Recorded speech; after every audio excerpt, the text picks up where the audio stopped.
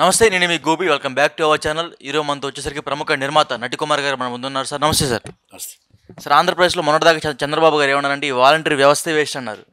మొన్నటిదాకా వాళ్ళకి వచ్చే 5,000 ఏ మూలకి సరిపోవన్నారు. ఇప్పుడు అదే చంద్రబాబు గారు మరలా అదే వాలంటీర్లకి ఒక హామీ అయితే ఇచ్చాడు. ఒక్కొక్క వాలంటీర్కి 10,000 ఇస్తా అని మొన్న అయితే హామీ ఇవ్వడం జరిగింది. దానికి మీరు ఏ విధంగా చూస్తారు? వాలంటరీ వ్యవస్థ వేస్ట్ అని చెప్పలేదు ఆయన.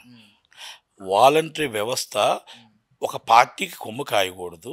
వాలంటరీ వ్యవస్థ ఇది డైరెక్ట్గా అండ్ ఇండైరెక్ట్గా ఈజ్ అ గవర్నమెంట్ ఎంప్లాయీస్ కింద లెక్క. ఇది కాంట్రాక్ట్ అవ్వచ్చు, లేకపోతే ఇదేనా అవ్వచ్చు. కనుక వాళ్ళు గవర్నమెంట్ నుంచి సాలరీస్ ఇస్తున్నారు కాబట్టి ఇది గవర్నమెంట్ సపోర్ట్ చేయాలి. మీకు ఏ విధంగా 5,000 రూపాయలు సరిపోతాయి, 10,000 రూపాయలు కంపల్సరీ మేము ఇస్తాము అని అనేది ఆయన చెప్తున్నారు. మా గవర్నమెంట్ వస్తే 10,000 ఇస్తాం, మీరు ఆదాయపడొద్దు. మీరు కొంతమంది కొంచెం కార్యకర్తలు ఉన్న ఎవరున్నా మీ పోస్ట్ మీకు ఉంటుంది. మీరు ఓన్లీ పార్టీకి కష్టపడకండి. Not only TDP, not only YCP, మీరు గవర్నమెంట్ ఎంప్లాయీస్ కనుక అలా చేయండి అనేది ఆయన చెప్తున్నారు. ఆయన చెప్తున్న దాంట్లో నేనేమంటున్నానంటే ఆయన ఎప్పుడు కూడా వాలంటీర్స్ వ్యవస్థలో ఏ రోజు కూడా చెడు అని అనలేదు. కొంతమంది చేస్తున్న చెడ పురుగుని ఎవరైనా అంటారు. ఇప్పుడు ఎవరో తప్పు జరిగింది, వాలంటీర్ తప్పు చేస్తే తప్పు అనరా? పవన్ కళ్యాణ్ గారు కొంతమంది వాలంటీర్లు తప్పు చేస్తే తప్పు అని చెప్పారు. ఇప్పుడు నిజంగా దాంట్లో బయటపడింది కదా. ఎలక్షన్ కమిషన్ ఆపితే ఒక 2,000 దాదాపు 3,000 మంది రిజైన్ చేశారు. 3,000 మంది, ఈయన లక్షల మందిలో 3,000 మంది రిజైన్ చేసి వైసీపీ కండువాలు వేసుకొని తిరుగుతున్నారు.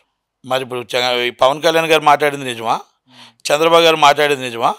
మరి వీళ్ళందరూ మాట్లాడి మొత్తం వాలంటీర్ని తప్పు చేశారు. మీ కార్యకర్తల్ని వాలంటీర్స్ని చేశారు కొంతమందిని. కాబట్టి వాళ్ళ వల్ల అందరికీ వచ్చింది దెబ్బ.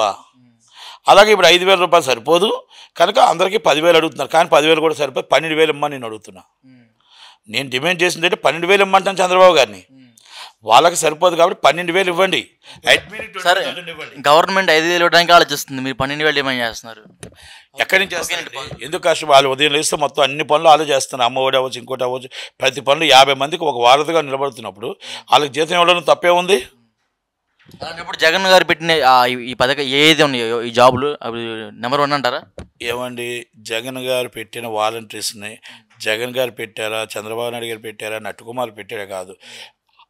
కరెక్ట్గా వాళ్ళు పనిచేస్తున్నారు తప్పు పట్టడానికి ఎవరిది లేదు.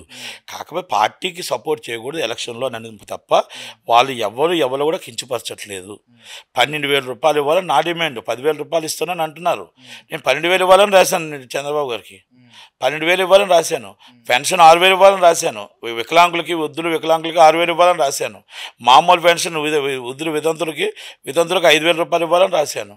నేను పెన్షన్ ఇప్పుడు మనం ఆల్రెడీ నిరుద్యోగులకి నేను 6,000 ఇవ్వాలని రాశాను. ఉచిత బస్సు ప్రయాణం ఇవ్వాలని రాశాను ఆయనకి. ఉచిత బస్సు ప్రయాణం ఇవ్వాలి. మీరు లేడీస్కే కాదు, మీరు నిరుద్యోగులకు కూడా ఇవ్వాలి. ఎందుకంటే నిరుద్యోగ వృత్తి వాళ్ళకు ఉద్యోగాలకు ఇస్తే మన ఉద్యోగాలు మనం ఇవ్వకపోవడం మన తప్పు. ఉద్యోగాలు లేకుండా ఇవ్వకపోతే ప్రైవేట్ ఉద్యోగం ఇవ్వండి. వాళ్ళకి ఏ ఉద్యోగం ఇవ్వండి. ఇవ్వగలేనప్పుడు వాళ్ళు నిరుద్యోగులు అయినప్పుడు మనం 100% నిరుద్యోగ వృత్తి ఇవ్వాలి. అమెరికా టైప్లో వాళ్ళకి మీరు బస్ ప్రయాణం ఫ్రీ ఇవ్వాలి. ట్రైన్ ప్రయాణంలో మన సెంట్రల్ గవర్నమెంట్ మోడీ గారి దగ్గర కూర్చొని ఆయన 50% ఏమైనా టికెట్ చేయిస్తారా ఎలాగా అనేది చూడాలి. ఎందుకంటే ఆంధ్రప్రదేశ్ 24 లక్షల కోట్ల అప్పులో ఉంటుంది. ఎందుకుంటుంది అప్పులో? ఎందుకుంటుంది? ఆర్థిక సంక్షేమం ఇన్కమ్ లేదా ఏంటి? ఇన్కమ్ అంటే మన ఇంట్లో కూర్చొని అప్పుల కోసం ఎత్తుక్కోకూడదు. అప్పుల కోసం ఎత్తుక్కోకుండా ఇన్కమ్ కూడా ఉంది, ఆదాయం కూడా ఉంది. మనం అలాగే పరిశ్రమలు తీసుకొస్తే ఆదాయం వస్తుంది, జిఎస్టీ పెరుగుతుంది, గ్రోత్ పెరుగుతుంది. అలాగే మనకు సుప్రీంకోర్టులో ఉన్న ల్యాండ్స్ అన్నీ కూడా మొత్తం టోటల్ డిస్ప్యూట్లో ఉన్న ల్యాండ్స్ కొన్ని లక్షల కోట్ల ల్యాండ్స్ ఉన్నాయి. ఆ ల్యాండ్స్ అని ఆర్బిట్రేషన్ పెట్టించి క్లోజ్ చేసి అవన్నీ కూడా రెగ్యులరైజ్ చేస్తే కొన్ని లక్షల కోట్ల ఇన్కమ్ వస్తుంది. ప్రతి దాంట్లో మన పరిశ్రమలు పెరగాలి, స్టీల్ ప్లాంట్ పెరగాలి, ప్రతి దాంట్లో జిఎస్టీ పెరగాలి, పరిశ్రమలు రావాలి, మనకు ఉద్యోగాలు ఇవ్వాలి. అన్నీ ఇస్తే ఎందుకు నష్టాల్లో ఉంటుంది? మన ఇంట్లో కూర్చొని తిందాం అనుకుంటే ఇల్లు అప్పుల పాలు అవుతుంది. నలుగురు కష్టపడాలనుకుంటప్పుడు ఎందుకు అప్పుల పాలు అవుతుంది? మీరు ఒక్క మాట చెప్పండి. ఇప్పుడు నువ్వు మైక్ పట్టుకోకుండా ఇంట్లో కూర్చొని డబ్బులు రావాలంటే అప్పుల పాలు అవుతావు కదా. మైక్ ఎందుకు పట్టుకొచ్చావు? నెలకు జీతం వస్తుందని. అలాగే మీ మిస్సెస్ లేకపోతే మీ మదరో మీ ఫాదరో నలుగురు కష్టపడ్డారు అనుకోండి, నలుగురు కష్టపడితే ఇల్లు కష్టపడుతుంది. అందుకే గవర్నమెంట్ అంటారు. గవర్నమెంట్లో సీఎం సీఎంఏ కాదు, సీఎం కింద మంత్రులు అలాగే ఐపీఎస్ ఐఏఎస్ అందరూ కష్టపడితే మన తెలివితేటలు ఉపయోగిస్తే 5 కోట్ల మందికి తల్లిదండ్రులు వీళ్ళు. 5 కోట్ల మందికి మనం లాభం తెచ్చే పెట్టేవాళ్ళు. ఈ ఆలోచనలు మంచి ఆలోచనతో కొన్ని లక్షల కోట్లు వస్తాయి, ఒక చెడు ఆలోచనతో కొన్ని లక్షల కోట్ల నష్టాల్లో వస్తాయి. మీరు ఎప్పుడైనా ఆలోచించుకోండి. ఎదుటివాడికి ఇచ్చిన దాంట్లోనే మనం అది నష్టం వస్తుంది అని కూర్చుంటే కాదు. మనం ఎలా రాబడి వస్తుందో చూడాలి, రాబడి ఎక్కడి నుంచి వస్తుందో చూడాలి. మీరు విశాఖపట్నం 30 కిలోమీటర్ల కారిడార్ ఉంది, మీరు ఎందుకు టూరిజం పెంచట్లేదు? ఎందుకు ఇన్కమ్ పెరగట్లేదు? అంటే చంద్రబాబు అడ్డుకుంటున్నారని చెప్తున్నారు, చంద్రబాబు అభివృద్ధికి అడ్డుకుంటున్నారని చెప్తున్నారు. పోలవరం చంద్రబాబు అడ్డుకున్నాడా? ఏది అడ్డుకున్నాడు? అన్నీ చంద్రబాబు అడ్డుకున్నాడా? అంటే మరి నువ్వెందుకుంటు సీఎంగా?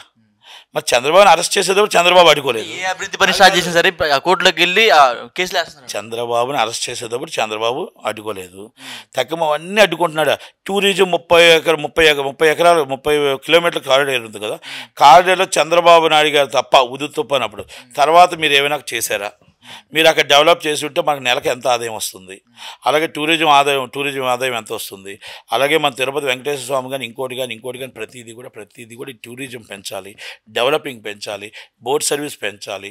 అలాగే మనం మొత్తం టోటల్గా మన బోట్ సర్వీస్ సముద్రంలో బోట్ సర్వీస్ కానీ సెంట్రల్ గవర్నమెంట్ స్టేట్ గవర్నమెంట్ అవగాహన మనం చేసుకొని కొన్ని చాలా చేయగలగాలి. నేను కొన్నే చెప్తున్నాను, ఎందుకంటే ప్రతిదీ ఇప్పుడు నేనేం ప్రిపేర్ అవ్వలేదు కాబట్టి. అలాగే మీకు సెంట్రల్ గవర్నమెంట్ స్టేట్ మనకి జిఎస్టీ మనకు పర్సంటేజ్ వస్తుంది. మన పరిశ్రమలు తీసుకురావాలి, మన స్టూడియోలు కట్టాలి, సినిమా పరిశ్రమ పెంచాలి.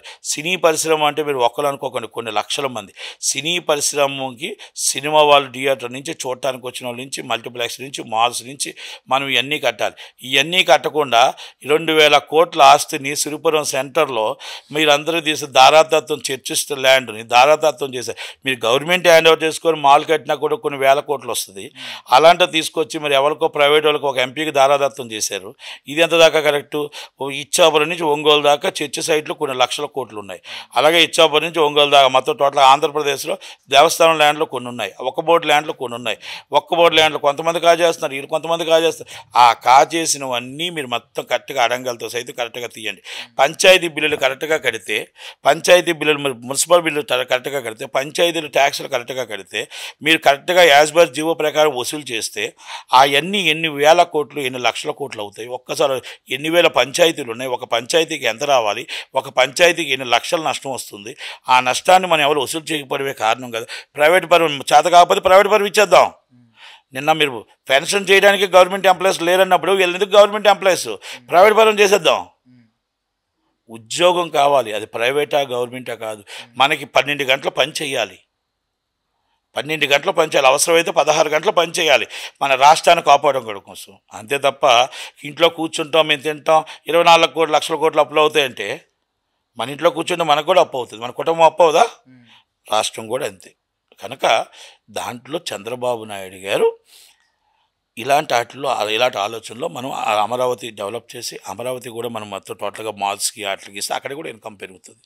అలాగే ప్రతి దగ్గర విశాఖపట్నం డెవలప్ చేయాలి, అలాగే తిరుపతి డెవలప్ చేయాలి, కర్నూలు డెవలప్ చేయాలి, విజయవాడ డెవలప్ చేయాలి, అమరావతి డెవలప్ చేయాలి. ఇవన్నీ డెవలప్ చేసుకుంటే వెళ్తే రాజమండ్రిలో స్టూడియో కట్టాలి, రాజమండ్రిలో డెవలప్ అవ్వాలి, టూరిజం పెరగాల, బోట్లు పెరగాల, ల్యాండ్స్ అన్నీ డిస్ప్యూట్ ఉన్న ల్యాండ్స్ అన్నీ సుప్రీంకోర్టులో ఉన్నవన్నీ ఆర్బిట్రేషన్ పెట్టాలా, పిలిపించుకొని సెటిల్మెంట్ చేయాలి. లాస్ట్ టైం ప్లాన్ చేశారు చంద్రబాబు గారు.